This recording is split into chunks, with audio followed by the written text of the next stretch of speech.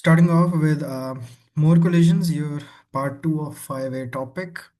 यहाँ पे we are going to apply the conservation of linear momentum in two-dimensional collisions. अब two-dimensional collisions क्या होते हैं? For example, आपको components you already remember. Like this is what v, ये velocity है. And ये आपके पास क्या है? Velocity का horizontal component. This is what? This is velocity's vertical component. We also know that we call these components in terms of v sine theta and v cos theta. ठीक है, for example अगर हमारे पास initial जो है वो horizontal component है, और अगर आफ्टर कोलिजन में लेट्स से एक्सप्लोजन हुआ है, this is where the explosion has taken place. ये बॉम्ब आ रहा था at a horizontal momentum. Explosion के बाद बॉम्ब का एक पीस ऐसे ही है और एक पीस इस तरह चला गया. तो अब हम इसको डायमेंशंस में कैसे डील कर सकते हैं कि हम इसको भी in terms of horizontal dimensions भी डील कर सकते हैं, और इसको हम in terms of vertical dimensions भी डील कर सकते हैं. वेर एज अगर आप इनिशियल वाले पार्ट की बात करोगे, initially there is no vertical momentum. Vertical momentum initially is equal to zero. यहाँ पे सिर्फ कौन सा मोमेंटम है? Horizontal component of momentum. But after the collision आपके पास ये है रिजल्टेंट ये वो मोमेंटम. वाला जो पैराबोलिक में भी वर्टिकल मूवमेंट वर्टिकल तकरीबन वेलोसिटी जीरो थी। प्रोजेक्टाइल जैसी चीज है, लेकिन अब मोमेंटम की टर्म्स में है. That if momentum is in horizontal dimensions या फिर वर्टिकल डायमेंशंस. जब एक momentum is in this direction, it can have both horizontal as well, vertical as well. But if a momentum is only in this direction, it can never have a vertical, क्योंकि वो already horizontal आ रहा है. If a momentum is in this vertical direction, it can never have a horizontal, क्योंकि वो खुद vertical आ रहा है. बट अगर एक मोमेंटम रिजल्टेंट के तौर पे आ रहा है, then yes it can have a horizontal as well and vertical as well. We have only considered the conservation of linear momentum in one dimensional collisions. अभी तक हमने जितनी conservations पढ़ी हैं, that were all in one dimensional collisions where all objects move forwards or backwards along the same straight line. This is an unusual situation. We need to be able to work with more complex movements, and helpfully momentum is conserved in each dimension separately as well. याद रखें, अगर आप initially में vertically deal कर रहे हो, then आपने उसको इक्वेट भी फाइनल में किससे करना है? वर्टिकल से. If you are taking initial momentum in horizontal dimension, then you have to equate it to the final momentum in the horizontal dimension as well. You cannot change those. So we resolve vector movements entering a collision into components in each dimension and then calculate following the conservation of momentum in each dimension as well. और हम फिर उसके बाद recombine कर देंगे दोनों vector momentums को. For example, what was impulse? Can you tell me? What do you understand by the term impulse again?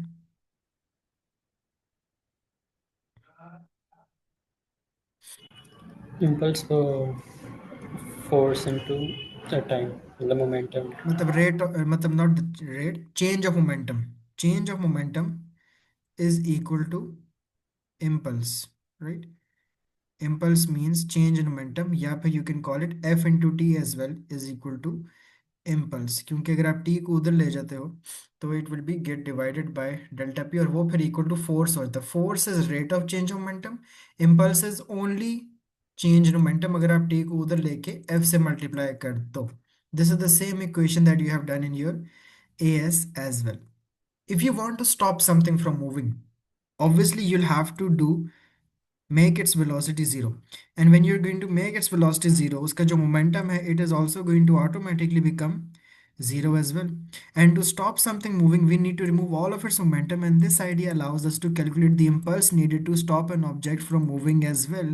If we know that how long a force is applied, and we could work out the size of that force as well. यहाँ पे आपको simply they have given you the mass as well. They have given you the speed as well. You have calculated momentum. जब momentum आ गया आपके पास, फिर आपने मोमेंटम को, this is was your change in momentum, and you know that your change in momentum is equal to I, which is impulse.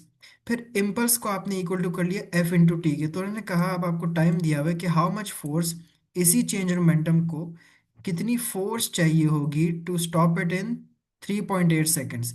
तो simply what you have to do is कि आपको लिखना है F into T is equal to change in momentum. Change in momentum you already have divided by T, and that will be equal to force, because force is rate of change of momentum. Clear? Momentum is also a vector quantity, and as with all vectors, we can also resolve momentum into a right angle pair of vector components as well, where we can add the components together in two dimensions to find an overall vector. जैसे कि a spacecraft is moving through an empty space at 8 meters per second. A meteoroid at 15 meters per second comes from behind at an angle of 45 to the line of movement, crashes into a rocket and gets embedded into it. मतलब कि दोनों masses अब single बन चुके हैं. We can then also calculate the velocity of rocket. ये हो रहा है कुछ ऐसा यहाँ पे. हुआ क्या है कि ये मीटेरॉइड आ रहा है, इस डायरेक्शन में है, और ये रॉकेट जा रहा है हॉरिजॉन्टल डायरेक्शन में ऑलरेडी. तो रिमेंबर, रॉकेट का वर्टिकल कंपोनेंट एग्जिस्ट नहीं करता. Rocket doesn't have a vertical component. Rocket only has a horizontal component, whereas this meteoroid has a horizontal component as well. It has a vertical component as well. Rocket के meteoroid के पास दोनों horizontal vertical components हो सकते हैं because it is traveling at an angle. यहाँ पे तो भाई आपके पास vertical component पॉसिबल ही नहीं. आप 180 डिग्री एंगल ले भी लो तो you will get zero answer. ठीक है, यहाँ पे सिर्फ हॉरिजॉन्टल कंपोनेंट एग्जिस्ट करता है. So what you can do is कि बिफोर कोलिजन अगर हम पैरेलल जाएं रॉकेट मोशन के तो वो हो सकता है. क्यों? क्योंकि both of them have a vertical horizontal component. Both of them have a horizontal component. But if you are going perpendicular to the rocket motion, then याद रखें कि आपके पास जो रॉकेट है उसका तो वर्टिकल कंपोनेंट है ही नहीं. Got it?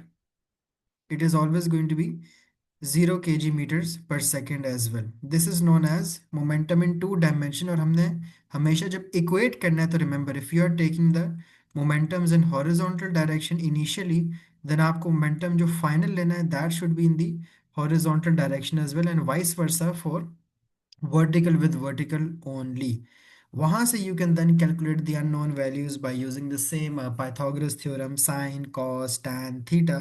वो सब करके you can easily calculate any of the values. For example, एक रॉकेट है, इस तरह करके आया है, इट हैज कोलाइडेड और ये आगे दो पीसेस में ब्रेक हो चुके हैं. अब this is what over here, इसका जो हॉरिजॉन्टल कंपोनेंट है एम वी, जो इसकी एम यू है ट्रैवलिंग एट एक्स, ठीक है, horizontal velocity will be equal to m1 v1 plus m2 v2, और ये भी सारे क्या हैं? Horizontal components. Got it? लेकिन अगर हमने इसको वर्टिकली डील करना है फिर क्या हो जाएगा? इनिशियली जीरो, लेकिन वो वर्टिकली प्रेजेंट हो सकता है. वो जगह m1 v1 मतलब y वाले, और m2 v2 y वाले. Got it? तो whenever you are having जी। Any two unknowns in any equation, अगर आपके पास इस इक्वेशन में दो अननोन चीज़ें आ जाती हैं, then what we can do, let's say हमारे पास इनिशियल वेलोसिटी भी नहीं है और हमारे पास m1 भी नहीं है, तो क्या ये वाली इक्वेशन सॉल्व हो सकती है? नहीं हो सकती है. Then what we can do, we will have to come to this equation, क्योंकि यहाँ पे ऑलरेडी एक साइड जीरो हो चुकी है और अब आपके पास सिर्फ एक ही अननोन है, और वो अननोन क्या था? m1 था.